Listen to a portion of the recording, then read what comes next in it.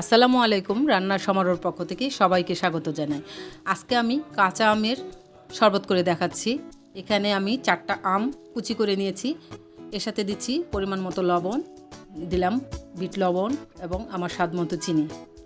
দিচ্ছি 2টা কাঁচামরিচ এবং ছাদ থেকে আনা একদম ফ্রেশ পুদিনা পাতা। এই জুসটা আপনারা অবশ্যই বাসায় ট্রাই করবেন। যদি ভালো লাগে লাইক দিবেন, শেয়ার করবেন, সাবস্ক্রাইব করবেন এবং এর ডিটেল জানতে চাইলে আমার ইউটিউব চ্যানেলে এই শরবতটা দেওয়া আছে, আপনারা ওখান থেকে দেখে নেবেন। এখানে আমি পরিমাণ মতো পানি দিচ্ছি।